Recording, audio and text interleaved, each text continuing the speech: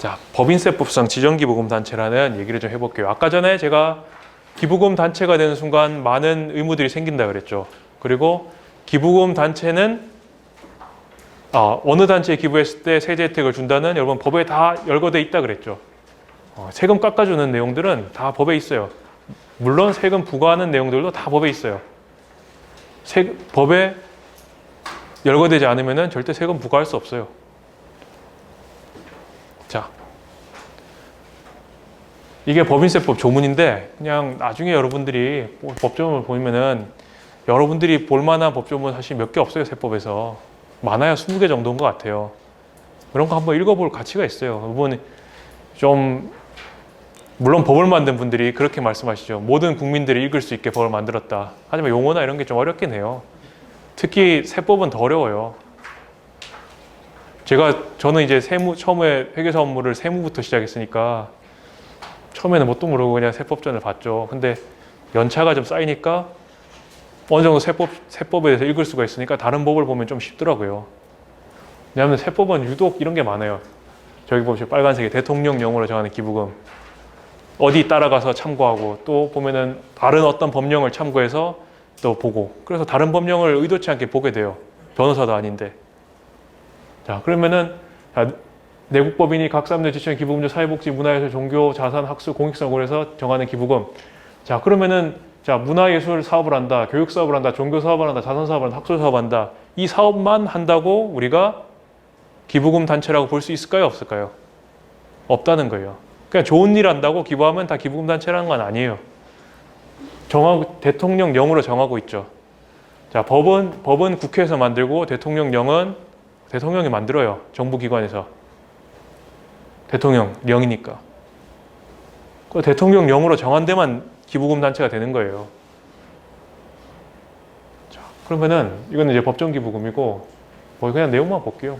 제 국가지방자치단체 국방원금, 이재민 관련, 그 다음에 사립학교, 기능대학, 여기 서울대학교 다 이름만 들으면 알만한 공공성이 강한 단체들이죠.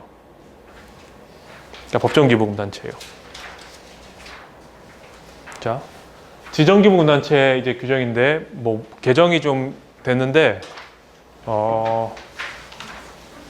일단은 여기에 해당되는 분들은 많이 없을 것 같아요. 대표적인 게 이런 데들 환경보호단체, 장학단체, 학술연구단체들은 예전에는 공공성이 강하다고 별도 신청 절차 없이 그때 기부금 단체를 인정해 줬어요. 네. 자, 근데 여러분 법에 우리가 모든 그런 공익성 있는 단체들을 다 열거할 수는 없어요. 너무나 많은 사업 유형들이 생겨나고 있잖아요. 시대가 변함에 따라서. 창업 지원이라는 그런 사업을 한 50년 전에 누군가 했을까요? 누군가 했지 않겠지만 대중적이지 않았겠죠.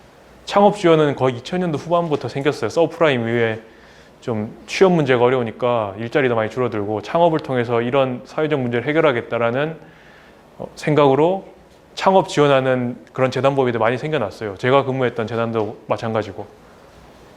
자, 그래서 여기 보면 열거돼 있어요. 제일 처음에 사회복지사업법이면 사회복지법인. 사회복지사업법에서 여러분 조직관리감독 하시는 분들 있을지 모르겠는데 기본적으로 사회복지사업법은 정말 엄격한 게 많아요. 철저하게 관리감독해요. 하지만 또 장점은 있죠. 혜택을 주는 건 확실하게 줘요. 임대소득, 임대사업에도 사회복지법인 법인세 안 내요. 네. 왜냐면 준비금 100% 설정 법인이거든요. 그 다음에 재산세 감면, 취득세 감면 이런 것도 규정 되게 많아요. 사회복지법인은 엄격하지만 엄격하게 관리감독하지만 혜택도 많이 주고 있어요. 자, 그래서 법에는 사회복지사업법의 사회복지법인 정도면은 철저하게 관리된다고 보고 공공성도 인정해준다 보고 별도 시정 절차 없이 보건복지부에서 잘 관리하고 있겠지라고 생각하고 기부금 단체의 자격을 준다는 거예요. 유치원도 마찬가지죠. 여기에 있는 의료법인 마찬가지예요. 종교도 있어요. 자, 근데 말씀드렸듯이 모든 기관을 다 담을 수 없다 그랬죠. 그래서 추천을 받아요. 누가 추천해 주냐면은 이제 개정 전 법률로 현행 법률은 이제 주무관청이 추천이니까 주무관청이 이 기관은 공공성이 강합니다. 그래서 더 많은 기부가 일어나서 사회에 좋은 일을 할 수 있도록 기부금 단체의 자격을 줬으면 좋겠습니다라고 기획재정부 장관한테 추천해줘요. 그게 우리가 알고 있는 지정기부금 단체 제도예요. 이게 많은 분들이 지정기부금 단체 지정 받으셨잖아요. 다 법에 이렇게 지정받으라고 명시가 돼 있어요. 자, 문제는 이게 삭제됐죠. 아까 말씀드렸듯이 개정이 돼서 장학재단들도 2021년부터는 똑같이 지정기구나 지정받아라는 거예요. 저는 사실 이 개정이 좀 잘못됐다고 봐요. 그래서 항의도 한번 했어요. 대부분 장학재단들은 무슨 법에 의해서 관리가 돼요? 공익법인의 설립 운영하는 법률이죠. 사회복지사업법만큼이나 엄격하게 관리돼요. 법에서는 엄격하게 관리돼요. 주무관청이 엄격하게 관리도 안 하겠죠. 그래서 아니 도대체 장학재단들 공익법인 설립 운영하는 법률로 사회복지사업법과 다름없이 관리 감독이 되는데 왜 이 단체의 당연 지정기부금 단체의 지위를 박탈하느냐. 그러니까 국세청 담당자의 얘기는 주무관청이 잘 관리 감독이 잘 안 되는 것 같아서 기부금 단체 이제 국세청에서 관리를 하기 위해서 개정을 했대요.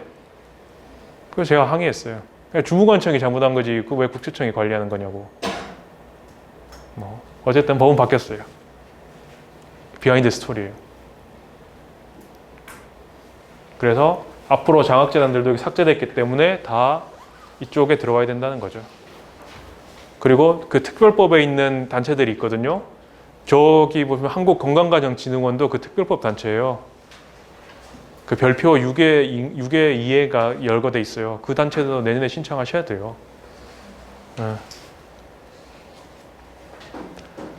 자, 그 다음 주제. 상속세 증여법상 공익법인과 지정기구단체의 관계. 이 두 법은 상당히 연결이 돼 있어요. 거의 싱크로율 90% 정도라고 보시면 돼요. 자, 그 전에 우리가 알고자 하는 게, 자, 우리나라 상속세 증여세법에 돈을 주는 사람이 증여세를 내요? 돈을 받는 사람이 증여세를 내요? 돈을 받는 사람이 증여세를 내요. 우리나라 세법은. 자, 여러분들의 기관은 주로 돈을 받으세요? 돈을 주세요? 돈을 받잖아요, 기부금을. 그러면 원칙적으로 여러분들이 기부금 받으면 기부금의 일부는 증여세를 내셔야 되는 거예요. 근데 우리는 증여세 안 내죠. 오히려 기부금 영수증 발급해주고 있죠. 자, 아까 뭐라고 말씀드렸어요? 세금 매기지 않으면 매기지 않는 이유가 법에 있다 그랬죠. 왜냐하면 우리는 증여세를 감면해 준대요. 왜 감면해 주냐면은 세법에서 인정하는 공익법인이라는 거예요. 세법에서 인정해 준대요. 우리를 공익법인으로. 그래서 공익법인이 받는 기부금은 기부금이 증여죠. 기부나 증여나 뭐 같은 말이에요. 이게 보면은 같은 세법 안에서도 용어 다르게 쓰고 비슷한데 다르게 쓰고 그런 거 되게 많아요. 뭐 완전 똑같은 것도 있고 똑같이 아는 것들도 있어요. 근데 조금씩 다른데 용어는 또 달라요. 어쨌든 뭐 기부나 증여는 거의 뭐 98% 정도 같다고 보시면 돼요. 기부, 증여, 뭐 출연 이런 개념들은 거의 같다 보시면 돼요. 자, 그래서 여기 보시면은 메뉴에 뭐가 있어요? 역시 종교가 있죠. 그 다음에 아까 봤던 사회복지법인 있죠. 의료법인 있죠. 방금 전에 봤던 지정기부금단체 다 있던 내용들이에요. 그 다음에 여기 보시면은 지정기부금단체, 기부금 대상 민간단체도 있죠. 아까 법인세법이랑 싱크로율 거의 90%라 그랬잖아요. 자, 그 다음에 과거의 장학재단, 공익법인의 설립, 운영에 관한 법률을 적용받는 공익법인. 장학재단들은 이 법에 의해서 설립되고 관리됐기 때문에 그동안 별도로 기부금 단체 신청 안 해도 당연히 인정해 줬어요. 공익법인으로. 하지만 삭제가 됐죠. 그럼 장학재단들 앞으로 어디 가라는 거예요? 앞으로 여기로 가라는 거예요. 특별한 지위를 박탈당한 거예요. 왜 장학재단들이 한국 장학재단을 중심으로 들고 일어나지 않나 아직까지 모르겠어요. 이 법이 바뀔 때. 좀 잘못 개정된 거라고 저는 항상 얘기하고 다녀요. 왜냐면 이 법으로 운영하는 재단법인의 근무 한 번만 해보면은 억울하다는 느낌이 들 거예요. 자, 그래서 앞으로 그러면은 여러분의 조직은 어떠한 형태로든 여기에 열거가 돼 있어야 되죠. 그래야 우리가 받는 기부금에 대해서 증여세를 내지 않아요. 그럼 뭐 대부분 해당 안 돼요, 여러분들. 뭐 의료법인도 아니고 요거밖에 없어요. 그래서 지정기부금단체 지위를 유지하는 게 중요하다는 거예요. 만약에 지정기부금단체 취소가 되죠. 그러면은 원칙적으로 여러분들이 앞으로 받는 기부금은 증여세까지 또 내야 되는 거예요. 지정기부금단체 취소는 종종 일어나죠. 뭐 대표자의 횡령, 그다음에 뭐 증여세 및 가산세, 상속세, 증여세, 가산 추징금 1,000만 원 이상. 그러니까 추징은 잘 안 되는데 저기 그런 것들, 뭐 그다음에 공시 지정기부금 단체 요건 중에 공시 계속 뭐 안 하고 있다가 공시 안 하면은 세무서에 연락 와요. 공시하라고. 한 달 내 공시하세요. 그럼 넘어갈게요. 근데 이게 뭐지? 이러면서 그냥 버리잖아요. 그러면 공시 의무 이행 안 한 게 돼요. 그때부터는 가산세도 나오지만 여러분 지정기부금 단체는 취소돼 버려요.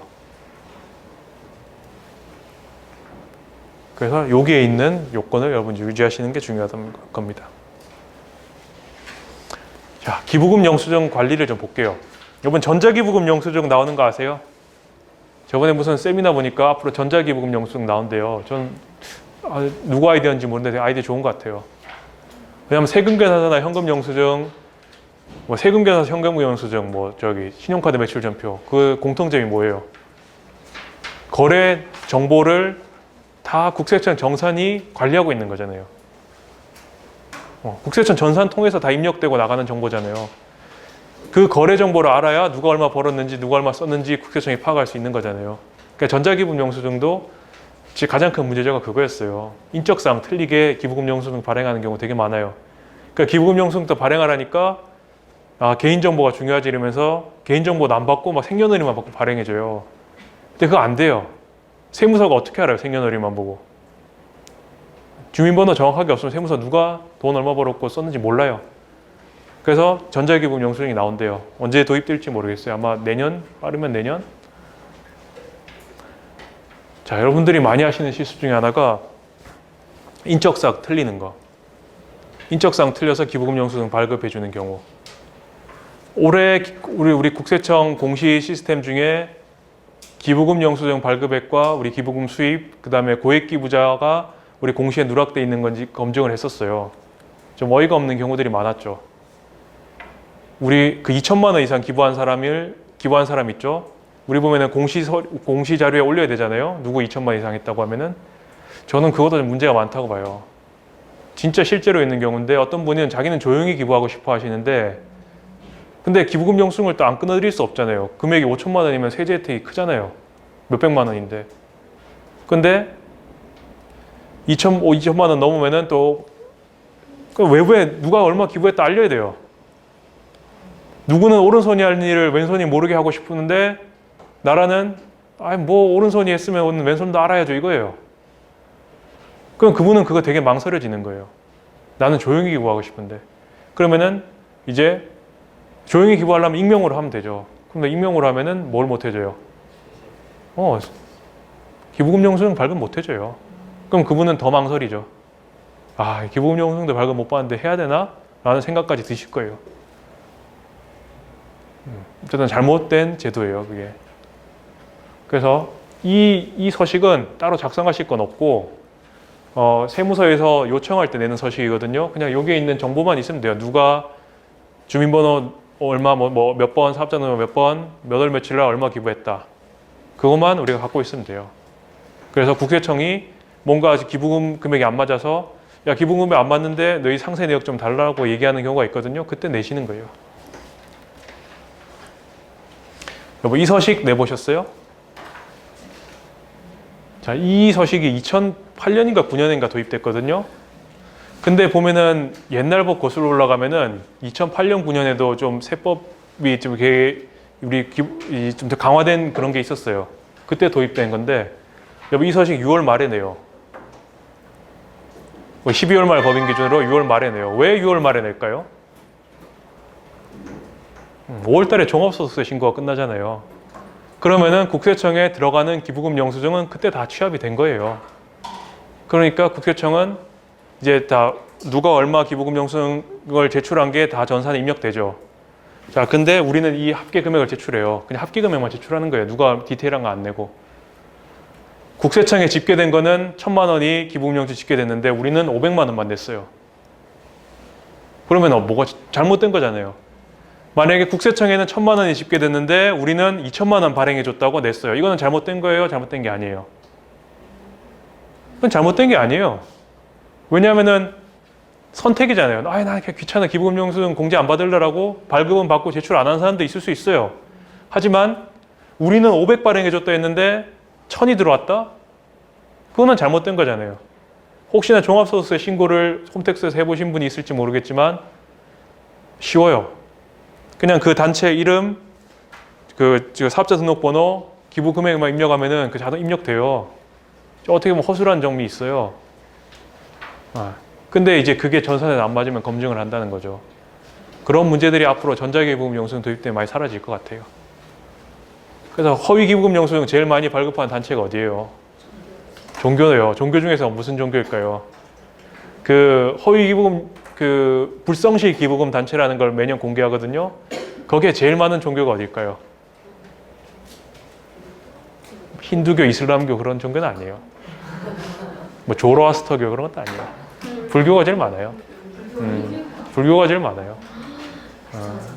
절들이 이제 뭐 그냥 절에서 막 발급해 주시는 것 같아요. 불교가 제일 많고 그 다음에 기독교가 많고 천주교도 있긴 해요. 근데 그나마 천주교는 사유가 보니까 그 추징세액이 뭐 1,000만 원 넘어가지고 그걸로 됐지 허위기부금 영수증은 아니었어요. 근데 허위기부금 영수증은 불교가 제일 많아요. 혹시 불교 신자 계신가요? 그냥 팩트예요. 제가 뭐 불교에 대한 감정은 없어요. 자, 이 서식은 제출 의무는 있는데 안 내도 가산세는 없어요. 납세 협력 의무예요. 자, 허위기부금 영수증 발급하면은 앞으로 여러분들이 허위기부금 영수증 발급하실 일은 없겠지만 그냥 이제 5%예요. 5% 가산세. 그래서 허위기부금 영수증 뭐 발급하시는 일 없도록 주의하셔야 됩니다. 그냥 내가 회계 담당자고 누가 야, 기부금 영수증 끊어줘 해서 보니까 기부금 영수증 발급 안 받는 사람 좀 있네. 내가 끊어줘야지. 끊어주지 마세요, 여러분. 그거 다 나중에 이제 전선에서 잡혀요. 자, 이 서식은 봤고요. 자, 이것만 좀 더 얘기하고 이것이 좀 이제 할게요. 여러분 기부금 대장 정리하는데 그런 분들이 많아요. 기부금 영수증 발급을 안 했어요. 기부금 영수증 발급 안 했어요. 그럼 기부금 수입이 아니라 생각해요. 맞아요, 틀려요? 틀려요. 기부금 영수증 발급은 선택이에요. 선택. 통장에 누군가가 기부로 준 돈은 다 기부금 수입이에요. 됐죠? 그 다음에 말씀드렸던 인적사항 오류. 그 다음에 기부금 영수증 연말에 뭐 저기 워드 파일에 넣어가지고 막 이렇게 발급해주지 마세요. 그 1월 7일 날 개인들은 그 연말정산 자료 업로드할 때 주민번호랑 금액만 하면은 전산에 그냥 올라가요. 그러면은 국세청 전산에 입력됐기 때문에 별도로 우리가 종이증빙 만들어주지 않아도 돼요. 그래서 특별히 요청하는 분 아니면은 그냥 연말정산 업로드 다 올리세요. 그 다음에 현물기부금 받은 거. 여러분 현물기부금 받을 때 여러분 기부금 영수증 발급하고 우리 기부금 수입 안 잡아요. 그래서 국세청에 제출하죠. 만약에 뭐 간단하게 생각해 볼게요. 누군가가 우리한테 기부금 뭐랄까요? 손세정제라 하죠. 손세정제 100개 줬어요. 그러면서 기부금 영수증 받아갔어요. 이게 손세정제 우리 원가 500원짜리니까 100개에서 5만 원 끊어주세요 해서 끊어줬어요. 자, 그러면 들어왔네? 통장에도 들어온 거 아니고 창구에 갖다 놓고 회계 처리를 안 해요. 그러면 기부금 수입 0이죠. 그러면 세무서에 연락 와요. 요번에 공시에서 그거 걸러냈었어요. 기부금 수입은 0인데 왜 너희 5만 원 발급해줬어? 라는 얘기가 나와요. 현금에선 잘 문제가 안 되는데 대부분 문제는 현물이었어요. 현물. 현물도 여러분 기부금 영수증 발급해준 금액만큼 수입 잡으셔야 돼요. 현물. 이거 많이 실수하세요. 근데 문제는 현물 기부금은 좀 제도적인 문제점이 많아요.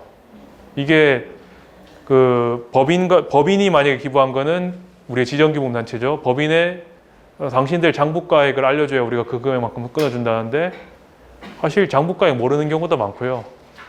얼마인지 뭐 내부적으로 진짜 모르기도 해요. 그러면은 뭐라도 거래 명세서라도 적어서 그 증빙을 하셔야 돼요. 이건 얼마에 끊었다. 그다음 중고물품. 중고물품을 악용하는 이상한 사람들이 있어요. 업계에 무슨 같은 물건들 중고라고 가져가라고. 저는 누군지 좀 몇 명 알아요. 인간적으로 그렇게 살지 마세요. 이 방송을 혹시 보고 계신다면. 좀 쓸만한 물건을 골라서 줘야지 버리다가 많은 거 그런 거 중고라고 기부하지 마세요. 그 인성의 문제예요. 그거는 차라리 그냥 기부를 하지 말든지.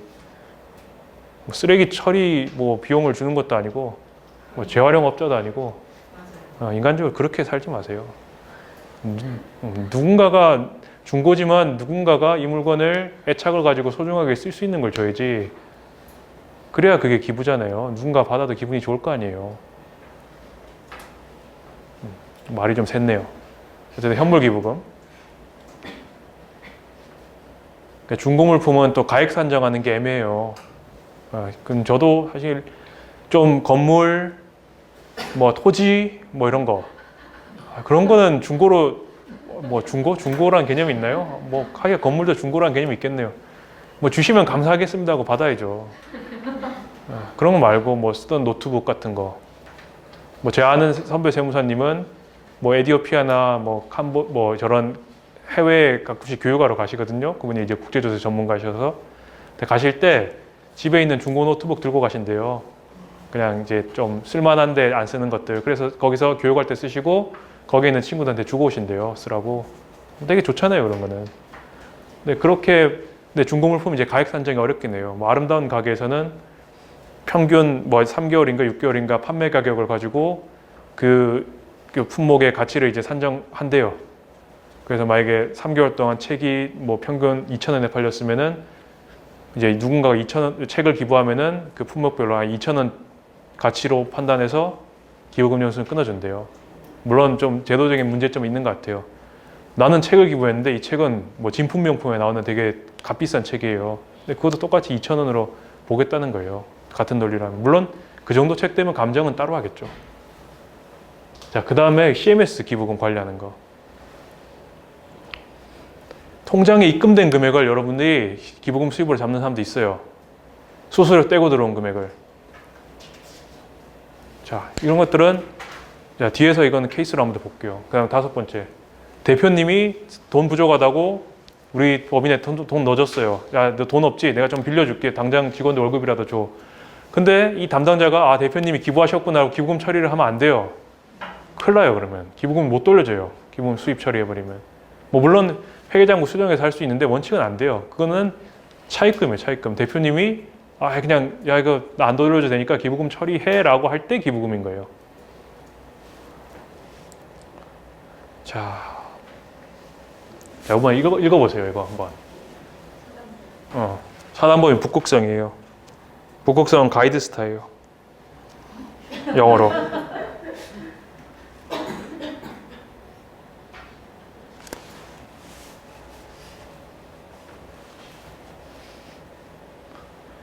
자, 결제일자랑 정산일자. 여러분 혹시 CMS나 뭐 나이스 페이먼트나 그런 온라인 결제 방식으로 기부금을 받으면은 이런 식으로 기부금이 입금이 돼요.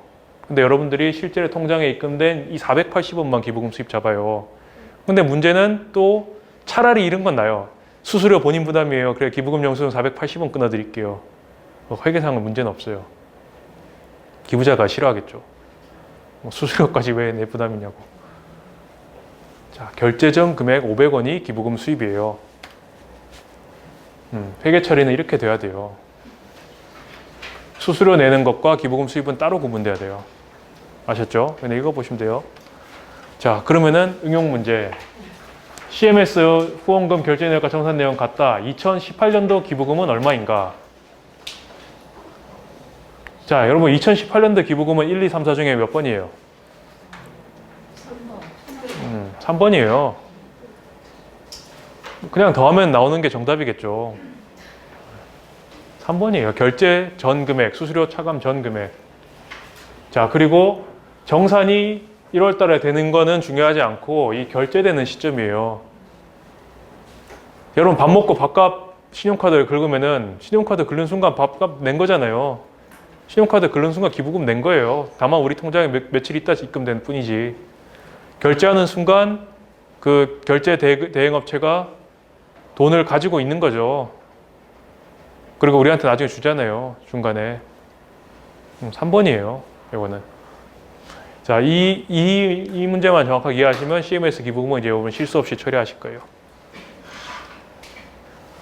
자, 결산문교고 이거는 아까 있던 내용이요. 자, 1교시. 이것이 지금 3시 4분인가요? 10분 쉬었다가 여러분 2교시 할게요.